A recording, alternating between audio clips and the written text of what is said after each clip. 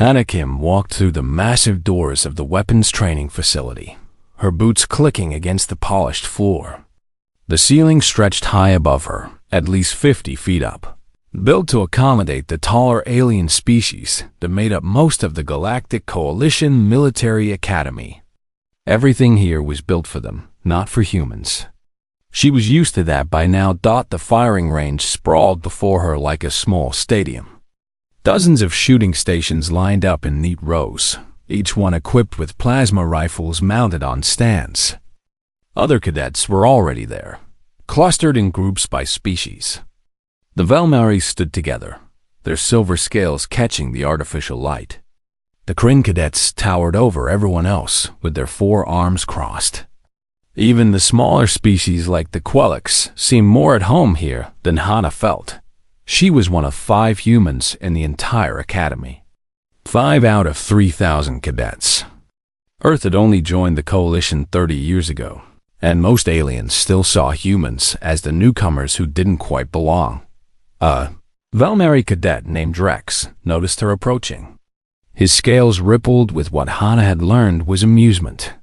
He nudged his friend and pointed at her with his chin.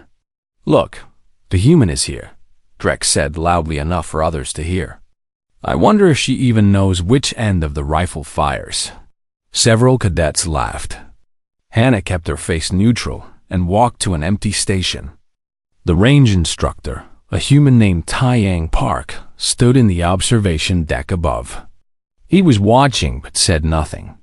His dark eyes took in everything, and his expression revealed nothing. Hannah reached her station and picked up the plasma rifle. It was heavier than she expected, designed for Velnari hands, which were larger than human ones. She adjusted her grip, settling her hands into a position that felt natural to her.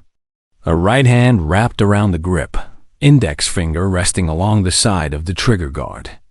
Her left hand came up to support the weapon's weight, thumb pointing forward. "What is that grip?" A Kryn cadet named Thorol asked, his voice booming across the range. His 4 eyes blinked in sequence. "Is that how primitives hold weapons?" More laughter. A crystalline shard being named Prim chimed in with a sound like tinkling glass. "She holds it like she's afraid it will bite her." Drex walked closer, peering at Hannah's stance. No, this is Deathworlder compensation. They come from a heavy gravity planet, so they have to crouch low like that. It's sad, really." Hannah ignored them all. She had dealt with worse back on Earth during basic training. At least these aliens weren't trying to fail her on purpose. They just thought she was inferior. She could work with that. The range lights changed to green, signaling that firing could begin. Target drones activated downrange, hovering at various distances. They were standard training targets, designed to move in predictable patterns. For species with enhanced senses like the Velnari, hitting them was almost instinctive. Hannah took a breath and squeezed the trigger. The plasma rifle kicked harder than she anticipated. Her first shot went wide, missing the target by at least 2 feet. Her second shot was worse. Her third shot didn't even hit the backdrop. The laughter grew louder. Drex was nearly doubled over. 3 shots, 3 misses. Even a hatchling Velnari can hit the target on their first try. Vesa, an amphibious Quelix with wet, green skin, made a gurgling sound that was her species' version of laughter. Perhaps humans need special targets. Much larger ones. Maybe we could use the walls. Even some of the instructors in the observation deck seemed amused. Only Taiyang remained still, his eyes locked on Hannah. Hannah felt the heat in her cheeks, but pushed it down. She wasn't angry at them. She was angry at herself. This weapon was different from anything she'd trained with on Earth. The recoil pattern was wrong. The weight distribution was off. The trigger pull was too light, but she was human, and humans were adaptable. She fired again. This shot hit the target, clipping the edge. The laughter died a little. She fired again. This one struck closer to center. Again. Even closer. Her muscles were learning the weapon, understanding its quirks. Her brain was calculating automatically, adjusting for the recoil, compensating for the weight. This was what humans did. They adapted. The next 5 shots clustered near the center of the target. The range fell quieter. Cadets who had been mocking her now watched with interest. Then Hannah found her rhythm. Her breathing slowed. Her stance settled. Her grip, the one they had mocked, locked the weapon exactly where it needed to be. She fired 10 more shots in smooth succession. All 10 went through the same hole. The range went completely silent. Drex's mouth hung open, his forked tongue visible. Thorol's forearms dropped to his sides. Even Prim stopped her musical humming. This wasn't just good shooting. This was impossible shooting. No species in the coalition could cluster shots that tightly, not even with decades of training. The coalition's best marksmen could get within a hand's width of each other. Hannah had just put 10 shots through a hole the size of a coin. Range halt. The command came from the observation deck. An alarm sounded, and all the active stations locked down automatically. Senior instructors rushed down from the deck, their expressions ranging from shock to suspicion. A grayscaled Velnari instructor named Kelth reached Hannah's station first. He grabbed her rifle and examined it closely, running a scanner over its surface. "No modifications detected," he muttered. "Standard issue." Another instructor checked Hannah herself, waving a different scanner around her body. "No enhancement implants. No targeting systems. No neural links. Then how?" Kelth demanded, looking at Hannah as if she had just performed magic. "How did you do that?" Hannah didn't know what to say. She had just shot the way she always shot. The way her instructors on Earth had taught her. The way her father had taught her when she was 12 years old. TAEYNG finally descended from the observation deck. He moved with the careful grace of someone who spent years in military service. When he reached Hannah's station, he picked up her rifle and examined the target data on the screen. "Perfect cluster," he said quietly. 10 shots, 1 hole. He looked at the other instructors. "I'll need to file a report." "A report?" Kelth said. "We need an investigation. This level of accuracy is impossible without technological assistance. She must be cheating somehow." Drex found his voice again. "I told you humans were sneaky. They can't compete fairly, so they cheat." Taiyang's expression hardened. "Cadet Kim will submit to any testing required. But I assure you, she hasn't cheated." He looked at Hannah, and for just a moment, she saw something in his eyes. Not quite pride, but recognition. Understanding. "How can you be sure?" Another alien instructor asked. "Because," Taiyang said simply, "I've seen thousands of humans shoot. This is normal for us." The alien instructors looked at each other in disbelief. Normal? This level of precision was legendary among coalition species. The idea that it was normal for humans seemed impossible, but Taiyang wasn't done. "If you want to understand what just happened, you'll need to understand something about Earth, about where we come from, about what made us." He looked around at all the cadets who had gathered to watch. "You mocked her grip. That grip is the result of 200,000 years of evolution. That stance you laughed at, it's optimized for a gravity field that would crush most of you. Every human cadet in this academy can shoot like this." Drex shook his head. "Impossible. I'm the top marksman of my class. I've trained since I was a hatchling. She's a first-year cadet who just picked up a weapon." "Then perhaps," Taiyang said coldly, "your training has been inadequate." The range erupted in angry voices. Alien cadets protested. Instructors demanded answers. But through it all, Hannah stood quietly at her station, her mocked grip still resting on the rifle that had revealed something the galaxy wasn't ready to know. Humans weren't the weak newcomers everyone thought they were. They were something else entirely. and the galaxy was about to find out what that meant. The medical bay smelled of antiseptic and something else, something sharp that Hana couldn't identify. She sat on an examination table that was too tall for her legs dangling above the floor. 3 Velnari medical officers surrounded her with scanning equipment, their silver faces showing various degrees of suspicion and confusion. It had been 3 days since the incident at the range. 3 days of constant testing, questioning, and scanning. They had checked her blood, her bones, her neural pathways. They had X-rayed her, scanned her with electromagnetic sensors, and even tested her genetic code. All to find the enhancement technology they were certain she must be hiding. "The scans are clean again," Dr. Yiren said, his scales darkening with frustration. He was the Academy's chief medical officer, and this investigation was making him look incompetent. No implants, no neural modifications, no genetic tampering. "Then run them again," Commandant Volresh ordered from the doorway. The Commandant was old even by Velnari standards, his scales pale with age. He had commanded fleets for 3 centuries and had no patience for mysteries. There must be something. Cadets don't achieve that level of accuracy naturally. Hana wanted to tell him that yes, actually, they did.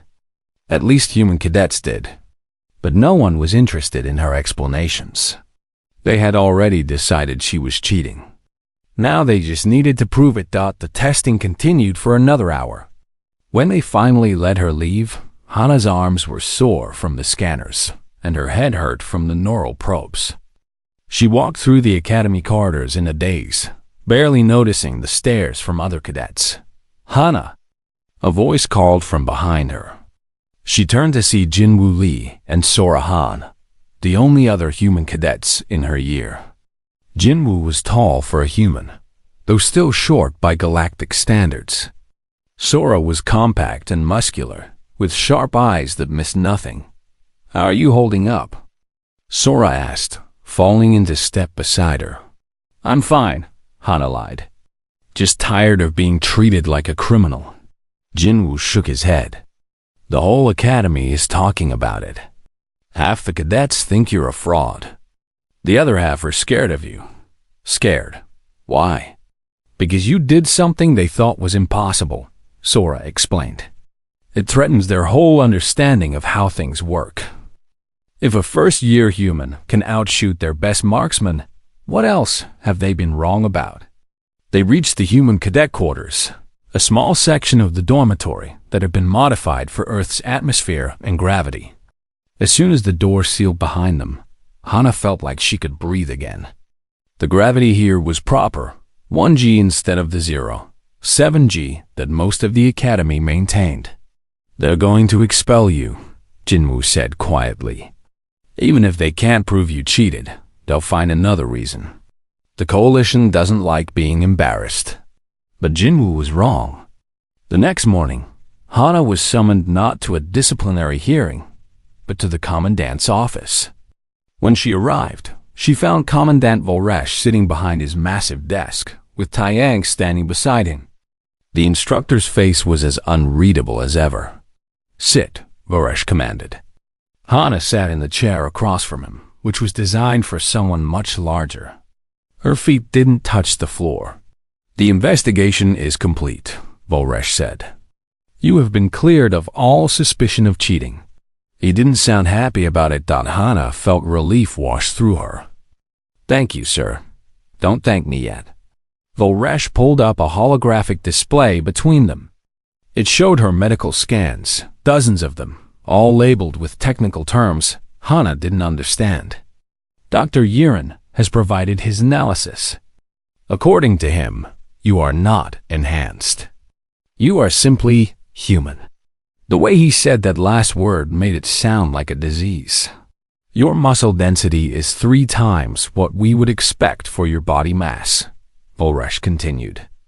"Your bone structure is reinforced to a degree we usually only see in heavy gravity species. Your neural processing speed for physical tasks is remarkably fast. and your hand-eye coordination scores are beyond anything in our database." He leaned forward.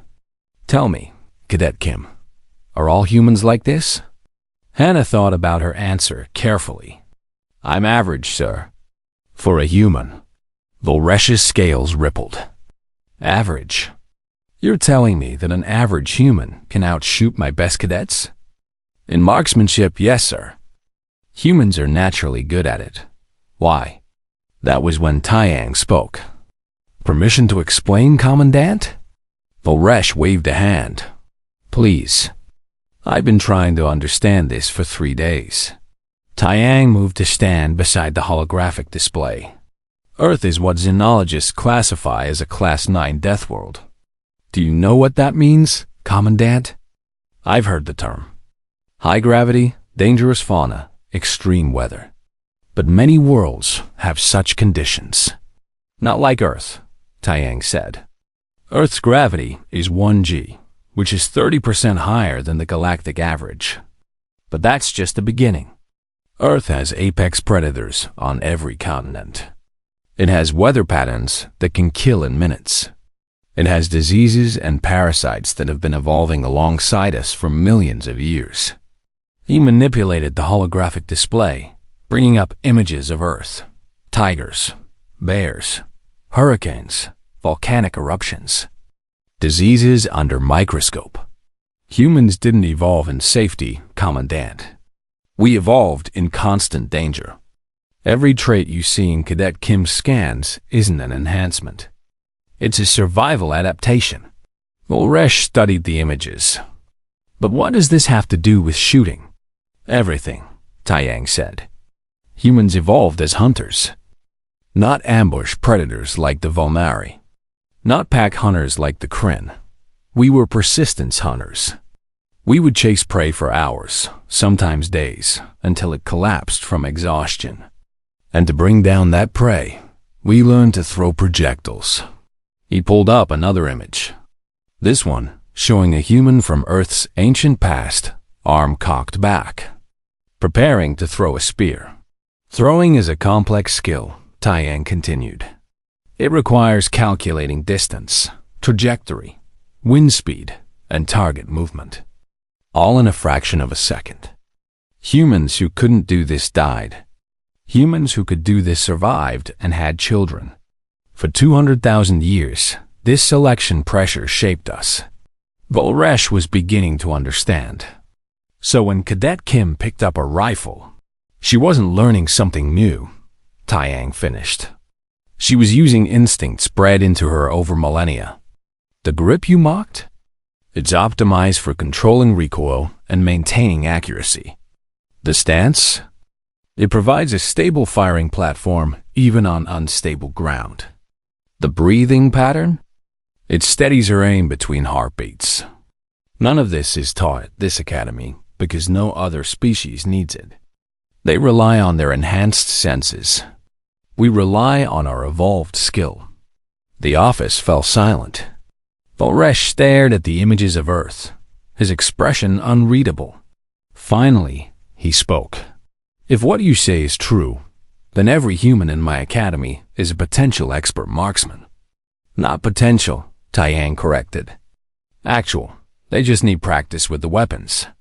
"This changes things," Volresh said slowly. "The council will need to know.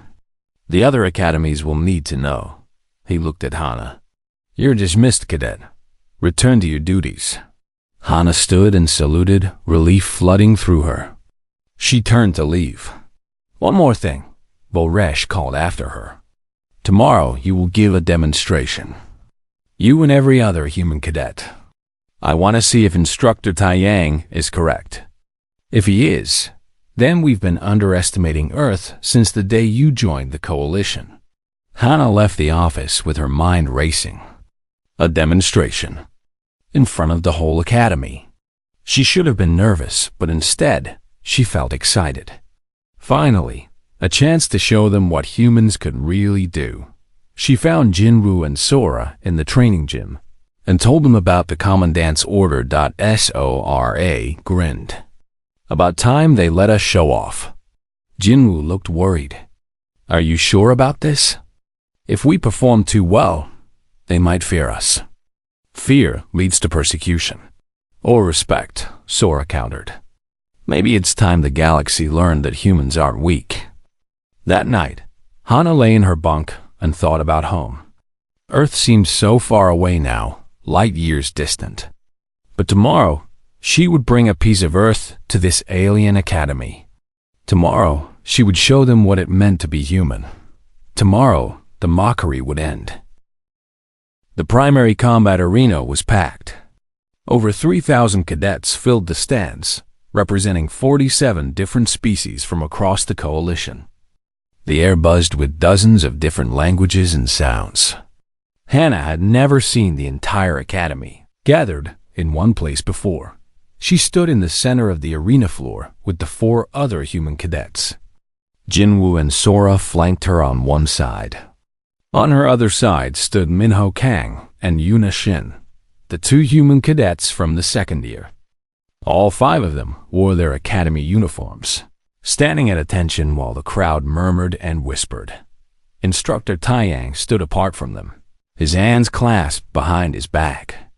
He had spent the previous evening coaching them, though his advice had been simple.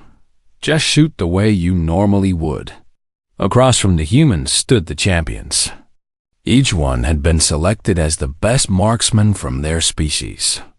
Drax represented the Valnari, his silver scales polished to a mirror shine. Thorol stood tall for the Kryn, his 4 arms ready to demonstrate why his people dominated security services across the galaxy. Vesa was there for the Quelix, along with representatives from a dozen other species. Commandant Volresh stood at a podium overlooking the arena. His voice boomed through the speakers. We are gathered today to settle a question that has consumed this academy for the past week. Can humans truly shoot better than their enhanced peers? Or was Cadet Kim's performance an anomaly, perhaps even a trick? The crowd erupted in shouts and arguments. Some cadets believed in Hana. Most didn't. Volresh raised a hand for silence. Today we will see the truth. Each shooter will face the same challenge, a dynamic combat simulation. The targets will move. The environment will change. Each shooter has exactly 60 seconds to score as many hits as possible. The maximum possible score is 100 targets. A massive holographic scoreboard appeared above the arena, showing names in empty score slots. We will begin with the Coalition champions, Volresh announced. First to shoot, Cadet Drex of Valnari Prime. Drex walked to the firing line with confidence. His people had been perfecting marksmanship for thousands of years. He picked up the plasma rifle with practiced ease, his large hands wrapping around it naturally. The weapon had been designed for his species, after all. The simulation began. Target drones materialized throughout the arena, zipping through the air in complex patterns. Some were close, others far away. Some moved slowly, others darted like insects. Drex's enhanced eyesight tracked them perfectly. His shots came quickly, each one precise. The crowd cheered as target after target exploded in bursts of light. When the 60 seconds ended, his score flashed on the board. 74 hits. The arena erupted in applause. 74 was an excellent score, while above the academy average. Next came Thorol. The Kryn cadet stepped up with his 4 arms ready. When the simulation began, he did something remarkable. He picked up 2 rifles, one in each pair of hands, and fired both simultaneously. His people were ambidextrous to an extreme degree, and he used that advantage fully. His score, 81 hits. The crowd went wild. One by one, the champions took their turns. Vesa scored 83, using her species' ability to sense electromagnetic fields to predict target movements. A shard being named Rim scored 79 by calculating trajectories with crystal-clear precision. Each performance was spectacular, showing why these cadets were the best of the best. When the last champion finished, Volresh gestured to the humans. Now, let us see what Earth has to offer. The crowd's mood shifted. Some cadets leaned forward with interest. Others slouched back, expecting disappointment. After all the talk about human abilities, now came the moment of truth. Cadet Jinwoo Lee will shoot first, Volresh announced. Jinwoo walked to the firing line. Hana could see the tension in his shoulders, but his face remained calm. He picked up the rifle and settled into his stance. That human stance, the one they had all mocked. His grip was exactly like Hana's. His left thumb pointed forward along the barrel. His right hand controlled the trigger with his index finger resting outside the guard until ready to fire. He stood with his feet shoulder-width apart, knees slightly bent. Leaning forward into the weapon dot, the simulation began. What happened next made the entire arena fall silent. Jinwoo didn't just shoot. He flowed. His movements were smooth, economical, perfect. The rifle tracked from target to target with mechanical precision, but there was nothing mechanical about it. It was pure human instinct, refined over countless generations. Targets exploded across the arena. Close ones, far ones, fast ones, slow ones. Jinwoo hit them all with the same casual accuracy, as if he was plucking fruit from trees. When the 60 seconds ended, his score appeared, 97 hits. The arena exploded in shocked voices. Some cadets jumped to their feet. Others sat frozen in disbelief. 97 was impossible. The best score before today had been 86, set by a legendary graduate 10 years ago. Check his equipment. Someone shouted. Check for modifications. But the scanners showed nothing. Standard rifle. No enhancements. Just a human shooting the way humans shoot. Cadet Sora Han, Volresh called, his voice tight. You're next. Sora took her position. She was smaller than Jinwoo, but her stance was identical. When the simulation started, she proved that human marksmanship had nothing to do with size or strength. Her score, 95 hits. The alien cadets were no longer laughing. They were witnessing something that shouldn't be possible. Minho scored 96. Yuna scored 94. Each human cadet performed at a level that turned coalition understanding upside down. These weren't experts. These weren't specialists who had trained their whole lives. These were ordinary cadets who had been at the academy for less than a year. Finally, it was Hana's turn. She walked to the firing line, and the arena fell completely silent. Everyone wanted to see if her original performance had been luck or skill. But Taeyang had something else planned. He walked onto the arena floor carrying a locked case. He opened it in front of everyone, revealing a weapon that looked ancient. It had a wooden stock, metal parts, no plasma cells, no energy readings. This, Taeyang announced, is an Earth firearm, a rifle that uses chemical propellants to launch metal projectiles. By coalition standards, this technology is 3 centuries outdated. He handed it to Hana. She took it, and her hands settled onto the weapon like they were coming home. This was familiar. This was the kind of weapon her ancestors had used, that her father had taught her with, that humans had perfected over centuries. Why use such primitive technology? Commandant Volresh asked. To make a point, Taeyang replied. You want to understand human marksmanship? Watch. The simulation began. Hana didn't think. She didn't calculate. She didn't analyze. She just shot. Her body knew what to do. Her eyes found targets. Her hands adjusted. Her trigger finger moved in rhythm with her heartbeat. The rifle barked in her hands. Each shot a sharp crack that echoed through the arena. The targets didn't stand a chance. She moved through the arena like water, flowing from position to position. The outdated rifle in her hands became an extension of her will. Every shot hit. Every target fell. When the simulation ended, Hana stood in the center of the arena, smoke curling from her rifle's barrel. She looked up at the scoreboard. 100 hits. Perfect score. But that wasn't what shocked the crowd into absolute silence. It was the time. The simulation was supposed to last 60 seconds. Hana had completed it in 30-2. For a long moment, nobody moved. Nobody spoke. They were all trying to process what they had just seen.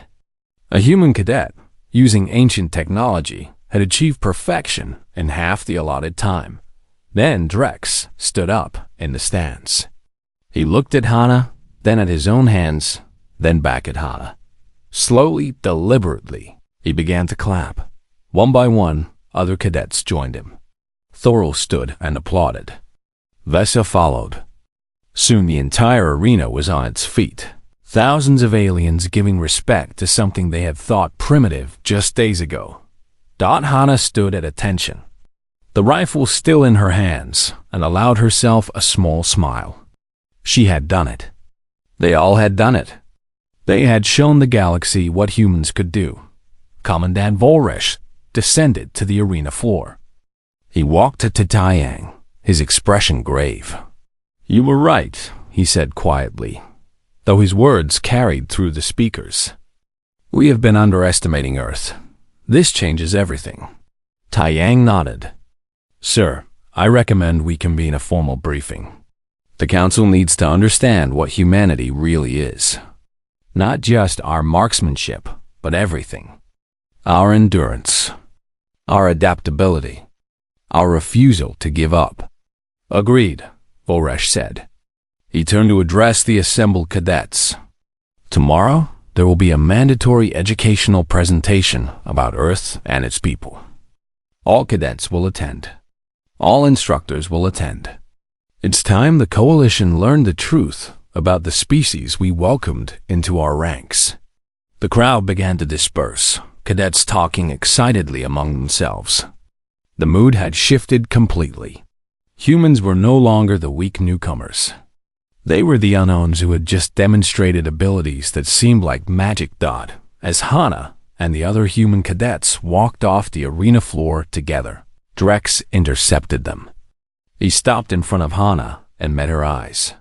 "I mocked your grip," he said simply. "I was wrong. Will you teach me?" Hana looked at this alien who had sneered at her just days ago, who had called her primitive and weak. Now, the Academy Auditorium was designed to hold 2,000 beings comfortably. Today, over 3,000 were crammed inside, with hundreds more watching via live feed from overflow rooms. Every seat was filled. Cadets sat in the aisles. Some even stood at the back, craning their necks to see the stage. Hana sat in the front row with the other human cadets. She could feel the weight of thousands of eyes on them, curious and assessing.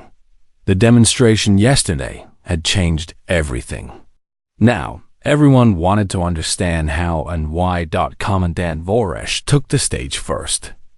The massive holographic displays behind him flickered to life, showing the Coalition emblem. "We have gathered today for an educational briefing," he began. "Yesterday's demonstration raised many questions. Today, we will answer them. I have asked our human instructors to present their findings about Earth and its people. What you are about to learn will challenge many assumptions. I ask that you listen with open minds." He gestured to the side of the stage. Instructor Taiyang Park, Professor Minji Choi, and Combat Specialist Hyun Nam will be your guides today.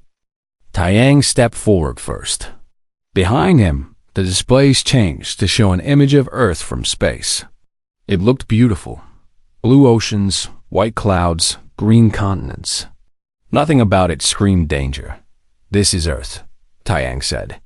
"Home to 8 billion humans in the most hostile environment any Coalition species has ever called home."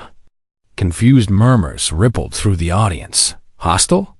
That beautiful blue world?" "Let me start with the basics," Taiyang continued. "Earth's gravity is 1.0 g, Most coalition species evolved on worlds with 0.6 to 0.8 G. To you, Earth would feel like you were wearing a weighted vest at all times. For us, this is normal.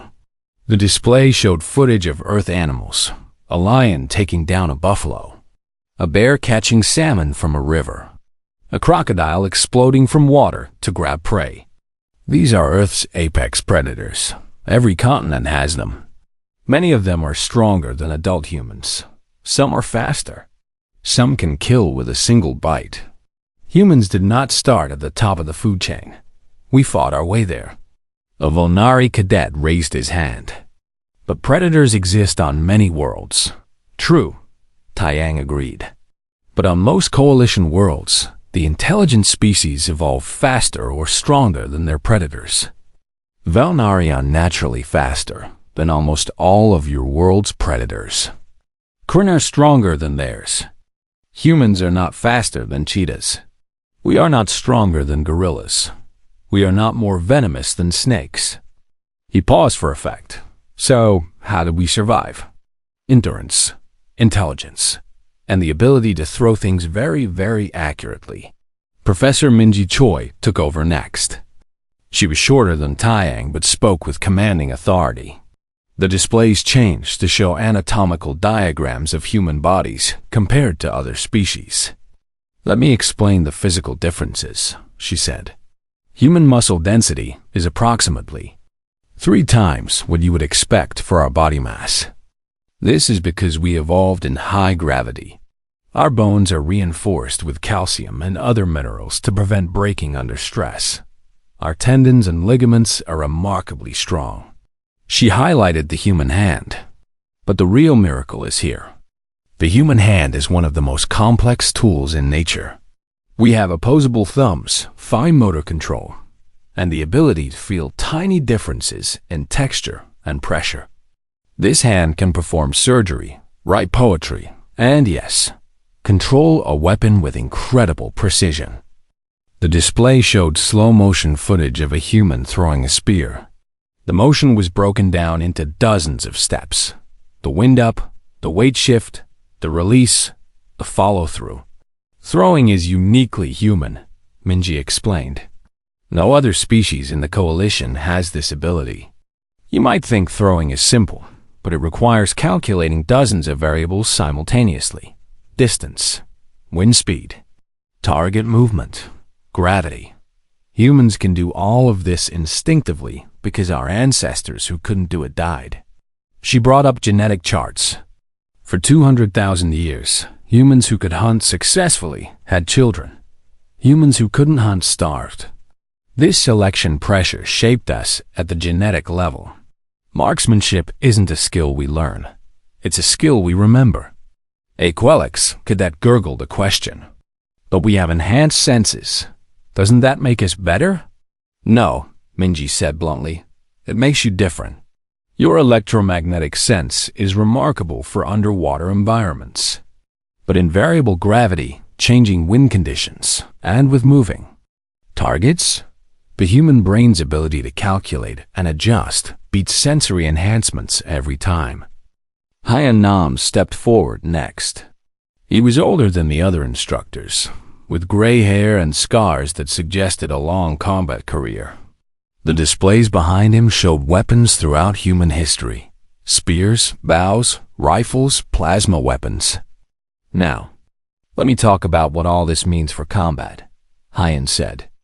Every species in the coalition developed their military doctrine based on their natural advantages. Valnari used speed and ambush tactics. Kryn used strength and overwhelming force. Quelix dominate aquatic environments. He gestured to the audience. But humans? We developed to fight in any environment against any opponent. We are persistence predators. Do you know what that means? Silence. It means we chase you until you die from exhaustion. The human body can run for hours without stopping. We sweat to cool ourselves, which is incredibly rare in nature. Most predators have to stop and rest. Humans don't. On Earth, Our ancestors would chase animals until those animals literally collapsed from heat exhaustion. The display showed footage of human long-distance runners, then soldiers on 20-mile marchers, then mountain climbers ascending peaks that would kill most aliens from lack of oxygen alone. Human endurance is terrifying, Hyan continued. We can survive injuries that would kill you. We can fight with broken bones, torn muscles, and blood loss that would incapacitate other species. We have redundant systems for almost everything. We can survive on minimal food and water. We adapt to extreme temperatures. And perhaps most importantly, we refuse to give up. He let that sink in. The grip that you mocked? The stance you laughed at? These are optimized for creatures who fight on unstable ground, in variable gravity, under extreme stress. Every human learns these instinctively because they work. They have worked for 200,000 years. Drex stood up in the audience. But if humans are so dangerous, why did we never hear about this before? Why didn't Earth warn us? Taiyang returned to the front. Because we didn't know we were special. To us, our abilities are normal.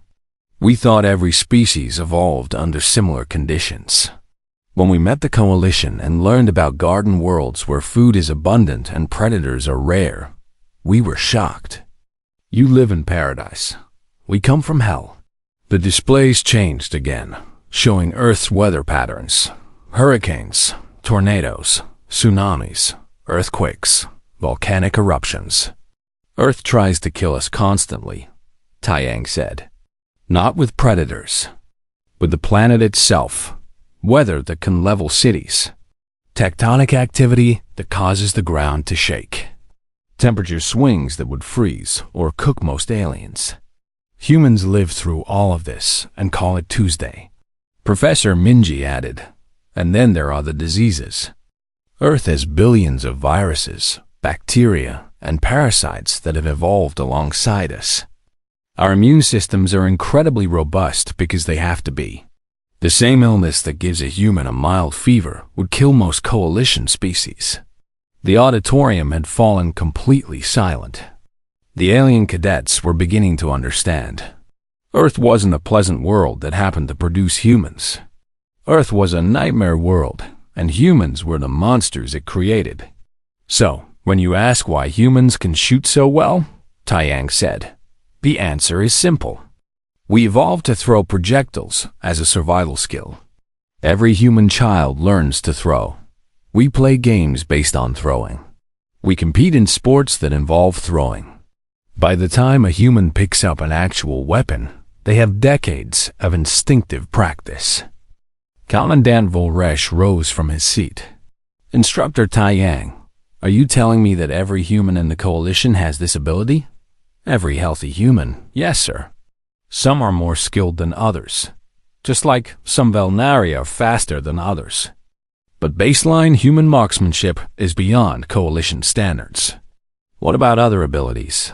The endurance you mentioned? The pain tolerance? All standard, sir. A trained human soldier can march 50 miles in a day wearing heavy equipment.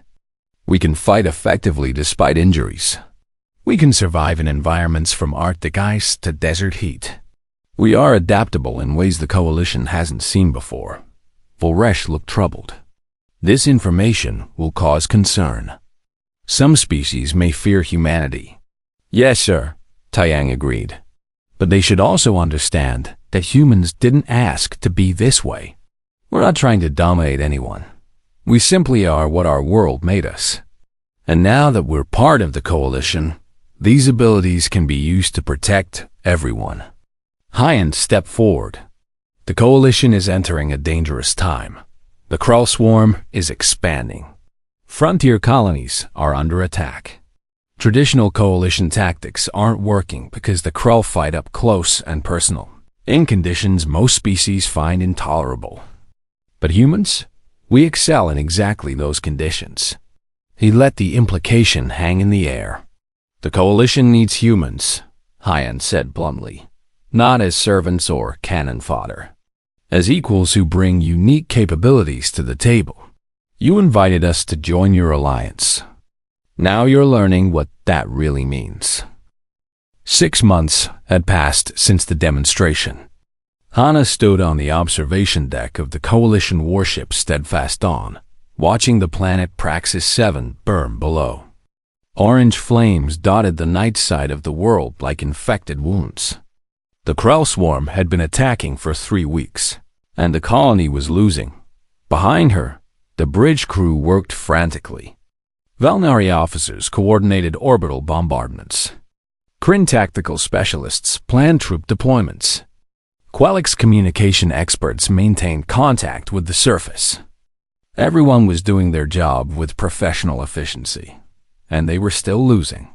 The colony's defensive perimeter has collapsed in Sector 7, a Valnari officer reported. Krell ground forces are advancing on the civilian shelters. Estimated time until breach: 40 minutes. Commandant Volresh stood at the center of the bridge, his old scales looking even paler than usual. He had taken personal command of this operation, and Hana knew it was eating him alive. Thousands of civilians were trapped on that planet, and he couldn't save them. Send down the assault companies, he ordered. Full combat deployment. Sir, another officer said carefully, we've already sent 3 assault companies. None have reported back in over an hour. The Krell are using the urban terrain against us. Close quarters combat in collapsed buildings. Our forces can't. I know they can't, Ulresh snapped. Then he sagged slightly. I know. That was when Taiyang spoke from his position near the tactical display. Sir, there is another option. Every eye turned to him. The human instructor looked calm, but Hana could see the tension in his shoulders. He'd been waiting for this moment. The human unit, Taiyang said. They're ready. Your special forces team? Volresh shook his head. They're cadets. Advanced cadets, yes, but still cadets. I can't send children into that meat grinder. With respect, sir, they're not children. The youngest is 20 years old. On Earth, that's old enough to serve in combat. And they're not just cadets anymore. They're the first official human combat unit in Coalition history. Taiyang pulled up a display. It showed Hana and 20 other humans in full combat gear. They had been training together for months, ever since the Coalition Council authorized the formation of an all-human Special Operations Squad. The Krell fight in ways that counter traditional Coalition tactics, Taiyang continued. Close quarters, urban environments, sustained combat in extreme conditions. These are exactly the conditions humans excel in. Ulresh studied the display. Hana saw him looking at her specifically, probably remembering the cadet who had been mocked for her grip just half a year ago. If I send them down there and they fail, Volresh began. If you don't send them, the colony dies for certain, Taiyang said bluntly. Sir, the Krell are winning because they fight like Deathworld predators. You need Deathworld predators to fight them. Volresh was silent for a long moment. Then he straightened. Assemble your team, Instructor. You have authorization for immediate deployment. And may the stars have mercy on us all. 20 minutes later, Hana was strapped into a drop pod with her squad. Jinwoo sat across from her, checking his rifle for the 3rd time. Sora was next to him, her face calm despite the violence they were dropping into. The rest of the squad, all humans recruited from academies across Coalition, space prepared in similar silence. Taiyang's voice came through their helmet coms. Listen up. The Krell control most of the colony's urban center. Coalition forces are pinned down trying to defend the civilian shelters. Your mission is simple. Break through Krell lines and secure an evacuation corridor. You have 2 hours. 2 hours to do what 3 Coalition companies couldn't do? That was Dayan, one of the heavy weapons specialists. She didn't sound worried, just curious. They couldn't do it because they're not human, Taiyang replied. The Krell are biological weapons bred for aggression. They're strong, fast, and they don't feel fear. But they've never fought humans before. They don't know what we're capable of. Rules of engagement? Hannah asked. As squad leader, she needed to be clear. Weapons free. The Krell don't take prisoners, and they don't negotiate. You see one, you kill it. Protect the civilians. Protect each other. And remember your training. Humans have been fighting urban warfare since cities existed. This is what we do. The drop pods launched. Hannah felt the crushing acceleration press her into her seat. Then the stomach-dropping freefall as they plummeted toward the burning colony. Through her pod's small viewport, she saw the planet rushing up to meet them. They hit hard. The pod's impact absorbers kept them alive, but barely. The door blasted open, and Hannah rolled out into hell. The colony street was a war zone. Buildings had collapsed into rubble. Fires burned everywhere, filling the air with smoke. And moving through the destruction were the Krell. They looked like nightmares, made flesh, massive insectoid creatures with 6 legs, razor-sharp mandibles, and armored carapaces that could shrug off plasma bolts. A dozen of them were tearing apart a coalition defensive position just 50 meters away. Contact front, Hannah shouted, bringing her rifle up. The weapon felt good in her hands, natural. She fired 3 times, each shot hitting the same Krell in what she hoped was a vital spot. It screeched and collapsed. Her squad spread out automatically, taking cover positions in the rubble. They moved like they'd been fighting together for years instead of months. 20 humans against an army of alien monsters. The Krell charged. What followed wasn't elegant or clean. It was brutal, desperate combat at ranges where you could smell your enemy. The Krell were strong and fast, just like Taiyang had said. But humans were something they'd never encountered before. Humans who wouldn't break. Humans who wouldn't run. Humans who fought through injuries that should have been fatal. Jinwoo took a Krell claw to the shoulder that would have killed most aliens. He barely slowed down, switching his rifle to his other hand and continuing to fire. Sora got thrown through a wall by a Krell's charge. She came out of the rubble with a broken arm and a grenade, which she shoved into the creature's mouth. They pushed forward, meter by bloody meter. The Krell kept coming, wave after wave. But for every human that fell, 3 Krell died. And the humans who fell didn't stay down long. They got back up, bandaged their wounds with Quickseal gel, and kept fighting. This was human warfare. Not clean, not pretty, but absolutely relentless. An hour into the fight, they broke through to the civilian shelters. Coalition soldiers there stared in shock at the blood-covered humans who had accomplished what seemed impossible. Evacuation corridor is secure, Hannah reported over comms. But we've got problems. The Krell are massing for a counterattack. Big one. Taiyang's voice was tight. Can you hold? Hannah looked at her squad. They were battered, bleeding, down to half ammunition. Every one of them had injuries that would have hospitalized coalition soldiers. And every one of them was ready to keep fighting. Yes, sir, she said. We can hold. They held for another 40 minutes.